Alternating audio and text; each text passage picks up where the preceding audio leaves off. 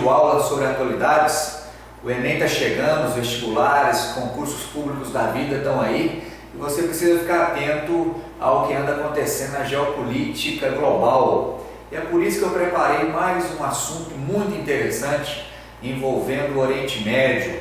Sobre o Oriente Médio, você já deve ter visto aí meu outro vídeo que fala sobre o Estado Islâmico. Se não viu, confira lá. E hoje eu trouxe como tema específico a questão nuclear envolvendo o Irã, um país de maioria xiita encravado no Oriente Médio.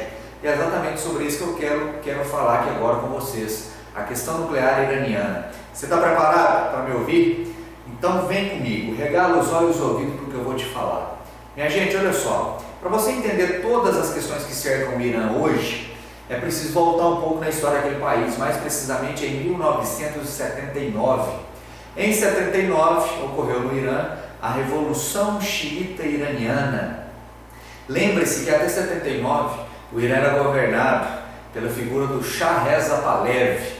Esse líder político iraniano que governou até 79 era um grande aliado dos Estados Unidos, era um grande aliado do Ocidente e como tal ele era logicamente muito afeito também às questões culturais do Ocidente. Ele entendia que uma maior proximidade com o Ocidente, com os Estados Unidos, com a Europa, traria maior progresso, maior modernidade ao Irã. Dentro do Irã, a maior parte da população xiita, a parte dessa população inclusive conservadora, aquela população que interpreta o Alcorão muitas vezes literalmente, não se adaptava muito bem a essa ideia de modernidade imposta por Reza Pahlavi, não concordava com a sua grande proximidade ao Ocidente. Até que em 79, a população iraniana xiita, lembre-se disso, o Irã é um país de maioria xiita, assim como o Iraque. O líder dessa revolução foi a figura de um ayatolá, mais precisamente Ayatollah Khomeini. Khomeini lidera a revolução em 79, que acaba derrubando do poder Reza Pahlavi. Reza Pahlavi foge para os Estados Unidos e a partir de 79, o líder da Revolução Islâmica iraniana, Ayatollah Khomeini, assume o poder naquele país. Instala-se a partir de então uma república fundamentalista. É interessante que o sistema político do Irã ele é bastante complexo, ele é híbrido, ele mescla características de um governo ditatorial centralizador, que tem a figura do Ayatollah, o seu líder supremo, além de líder político, é também o líder religioso, mas ao mesmo tempo em que há essa grande autoridade do líder supremo, há também um presidente eleito democraticamente. Interessante você lembrar disso aí, viu? Sistema político híbrido, que eles chamam de República Fundamentalista Iraniana. Pois bem, pessoal, qual vai ser a implicação para o Ocidente dessa Revolução em 79? Quando Khomeini assume o poder em 79, ele elege os Estados Unidos da América como sendo o maior representante da cultura ocidental. E como tal, os Estados Unidos são escolhidos, são eleitos ou passam a ser considerados como a materialização de Satã, a materialização do capeta, do bicho tinhoso na terra. E como tal, o Irã passa a fazer grande aversão, grande oposição à influência ocidental americana no Oriente Médio. É por isso que desde 79, a maior pedra no sapato dos Estados Unidos no Oriente Médio chama-se Irã. É fundamental você lembrar desse episódio, então, em 79. Só para ilustrar a minha fala, quem tiver interesse aí, por acompanhar o cinema, em 2012, 2013, se não me engano, Hollywood produziu um longa-metragem titulado Argo, A-R-G-O. É um filme verídico, baseado na verdade, que conta a história de um grupo de funcionários americanos da Embaixada dos Estados Unidos em Teherã, capital do Irã, que em 79, quando a Revolução explode, um grupo de funcionários da Embaixada Americana passam a servir de reféns para os revolucionários, enquanto 6 estadunidenses conseguem fugir, se refugiam na Embaixada Americana. Desculpa, americana não, canadense no Teherã. E a maior preocupação do governo americano passa a ser como resgatar esses funcionários americanos no Irã em plena revolução. É sobre isso que o filme se baseia. É um filme muito bom. ele consegue prender sua atenção do princípio ao fim. É lógico que tem um viés americano, foi produzido pelos Estados Unidos, então ele analisa a história do ponto de vista americano, mas mesmo assim vale a pena conferir essa película cinematográfica. Fica aí a dica, Argo, A-R-G-O, estrelado e dirigido pelo Ben Affleck, ok? Mas vamos lá, vamos dar sequência aqui, minha gente. Se em 79, ou a partir de 79, o Irã passa a ser o maior entrave, uma maior influência dos Estados Unidos no Oriente Médio, essa situação ela ficará mais grave, ela se agravará, essa animosidade Irã-Ocidente, a partir de 2001. 2001, os ataques terroristas liderados por Osama Bin Laden contra as Torres Gêmeas em Nova York vão fazer com que o Irã, juntamente com o Iraque, passem a ser enquadrados dentro daquele grupo de países pertencentes ao eixo do mal. E como tal, os Estados Unidos, os seus aliados na Europa, juntamente com a ONU, passam a ver o Irã ainda de forma mais ruim. Ou seja, a aversão, a animosidade entre Ocidente e Irã aumentam ainda mais. Não bastasse a situação que já era ruim, ela piorou essa relação de Irã-Ocidente a partir de 2005. Por que a partir de 2005? Vai acompanhando comigo o raciocínio. Em 2005, assume a presidência do Irã um moço chamado Mahmoud Ahmadinejad. Lembra-se, eu estou falando da figura de um presidente no Irã, mas é importante ter claro para você aí, que o presidente no Irã, ele está subordinado a um poder superior ao dele, que é o poder do Ayatollah. Hoje o Ayatollah no Irã não é mais o Khomeini, aquele que liderou a Revolução em 79, mas sim o seu sucessor, o Ayatollah Khamenei, que o sucedeu em 89 e lidera o Irã de forma suprema desde então. Pois bem, esse novo presidente iraniano que assume em 2005, Mahmoud Ahmadinejad, ele foi considerado pelos críticos, pelos analistas políticos, como pouco afeito, pouco aberto às negociações com o Ocidente.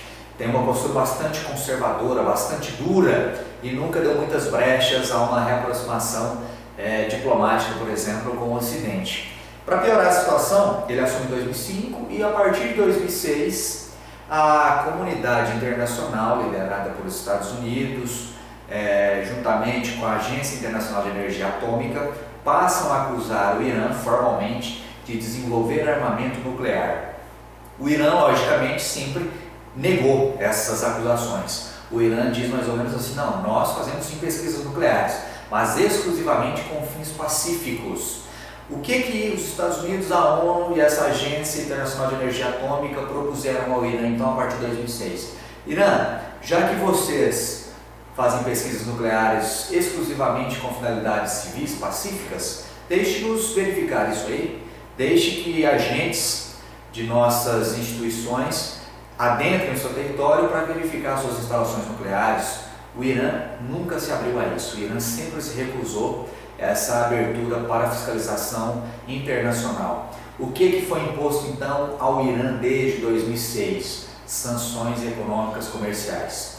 União Europeia, Estados Unidos e ONU estabeleceram boicotes econômicos comerciais ao Irã.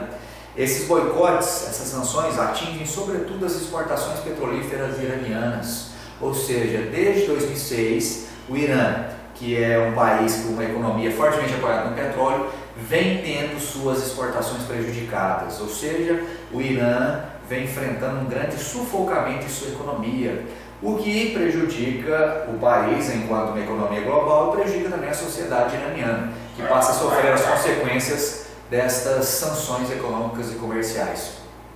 Mahmoud Ahmadinejad, diga-se de passagem, inclusive, apesar de não ser próximo ao Ocidente de um modo geral, ele era muito próximo do nosso ex-presidente Luiz Inácio Lula da Silva.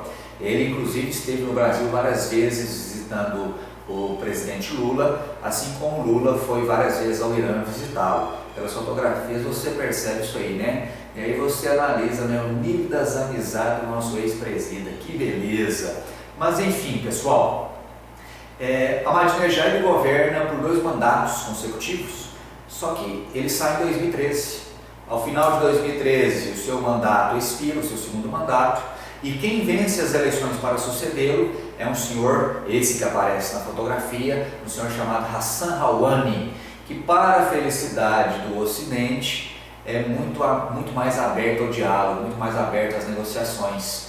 Desde 2013, então, o Irã passa a conversar mais próximo com o Ocidente, com os Estados Unidos, para rever toda a questão nuclear, para rever o fim das sanções. Até que em julho deste ano, estou agora gravando esse vídeo aqui em setembro de 2015, em julho último, chegou-se a um acordo. As lideranças iranianas, junto com as principais potências ocidentais, quando eu falo principais potências ocidentais, é importante você lembrar dos 5 membros do Conselho de Segurança da ONU que participaram dessas reuniões, mais a Alemanha. Só para recapitular, quais são os 5 membros do Conselho de Segurança da ONU? São os 5 vencedores da Segunda Guerra Mundial. São Estados Unidos, Rússia, Reino Unido, França e China. Nessas negociações você inclui, além dos 5, inclua a Alemanha, que negociaram junto com o Irã o estabelecimento do fim destas sanções. Então, em julho deste ano, chegou-se ao seguinte acordo. De um lado, o Ocidente, ONU, União Europeia e Estados Unidos se comprometem a eliminar as sanções comerciais contra o Irã.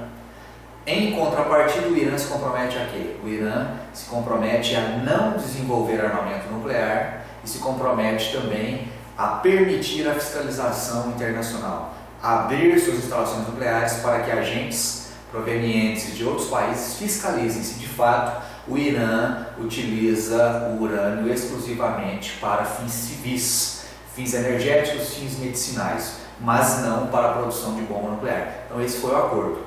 O Ocidente retira sanções, o Irã se compromete a não desenvolver armas e também a permitir as visitas, as inspeções internacionais. Colocado isso, pessoal, colocado esse acordo que já foi estabelecido em julho último, é importante que você tenha claro também as consequências disso. Beleza, corta as sanções. O Irã, então, tem como consequências o quê? Vamos lá, vou te ajudar. Primeira consequência imediata. O fim das sanções significa uma retomada do Irã, a volta do Irã ao protagonismo econômico no Oriente Médio. O Irã espera-se que volte a ser forte dentro do Oriente Médio e ocupar aquela posição de liderança que ele tinha antes das sanções. Vale lembrar que a volta do Irã ao cenário geopolítico global significa aumentar também a oferta de petróleo no mercado. O Irã, grande exportador petrolífero. E quando aumenta a oferta de um produto no capitalismo, você lembra, né? Mais petróleo no mercado significa redução dos preços internacionais de petróleo. Se por um lado pode ser bom para economias que dependem da importação petrolífera, por outro é péssimo para países como, por exemplo, a Venezuela, que tem sua economia quase 100% apoiada na exportação de petróleo. Não só a Venezuela, Noruega, país nórdico europeu, vem sofrendo com as quedas sucessivas do preço do barril do petróleo. Então, se por um lado é bom, por outro afeta as economias dependentes da exportação petrolífera. Além dessa consequência envolvendo o petróleo, olhando para o mapa do Oriente Médio, olha só aqui, pessoal. Lembre-se sempre de relacionar essa questão do Irã com Israel. Israel, paizinho judeu encravado no Oriente Médio. O Irã sempre se mostrou, sempre foi um grande opositor à existência do Estado de Israel, desse país judeu. O primeiro-ministro israelense, Benjamin Netanyahu, quando o acordo foi firmado em julho, ele pronunciou a seguinte frase: esse acordo ele é um erro de proporções históricas, afinal de contas, Israel teme que o fortalecimento do Irã possa ser prejudicial ao seu país, ao seu território, à sua integridade. Até porque o Irã é frequentemente acusado de dar apoio político, financeiro, militar a grupos terroristas que lutam contra Israel, como por exemplo aquele grupo libanês, o Hezbollah, e o grupo palestino chamado Hamas e Hezbollah. São grupos apoiados pelo Irã. Logicamente que Israel se opõe ao fim dessas sanções ao Irã. Outro país do Oriente Médio, que é legal você ter claro isso aí, é a Arábia Saudita. A Arábia Saudita, pessoal, ela hoje pode ser colocada como a principal liderança islâmica no Oriente Médio. Só que a Arábia Saudita, mesmo sendo islâmica como é o Irã, na Arábia Saudita a maior parte da população é sunita e não xiita, como ocorre no Irã. Então você tem uma divergência religiosa, os Arábia Saudita sunita enquanto que o Irã é xiita, e outro problema é que a Arábia Saudita, a população da Arábia Saudita é de origem árabe, a população iraniana é de origem persa. Então há uma divergência religiosa, étnica, cultural que acaba rivalizando aí Arábia Saudita e Irã para ver qual ocupa o papel de líder islâmico dentro do Oriente Médio. Certamente os árabes sauditas não gostaram nada também do fim dessas sanções. E o mais importante, a terceira consequência, já falamos de duas aí, ó. Falamos da questão do petróleo, aumento da oferta petrolífera, falamos das relações do Irã com Israel e Arábia Saudita, e em terceiro lugar, e mais importante a meu ver, é que você saiba relacionar o fim das sanções comerciais ao Irã com a questão do Estado Islâmico. Como assim? Vou te ajudar. O Estado Islâmico, você se lembra do outro vídeo que eu produzi, está aí no meu canal, se não assistiu, assista. Você lembra que o Estado Islâmico é de orientação sunita, enquanto que o Irã é de orientação xiita. Pois bem, qual é a região do mundo hoje em que o Estado Islâmico mais se expande? Qual é a região do Oriente Médio? Norte do Iraque, leste da Síria. Iraque e Síria são dois países aliados do Irã. O Iraque, por exemplo, tem também população de maioria xiita, assim como o Irã. Historicamente falando, na Síria, o regime Bashar al-Assad, do ditador Bashar al-Assad, historicamente sempre foi apoiado pelos iranianos. Então, é fundamental o papel do Irã no combate ao Estado Islâmico. E o Ocidente, os Estados Unidos, certamente se apegam nisso também para aprovarem, para negociarem o fim dessas sanções.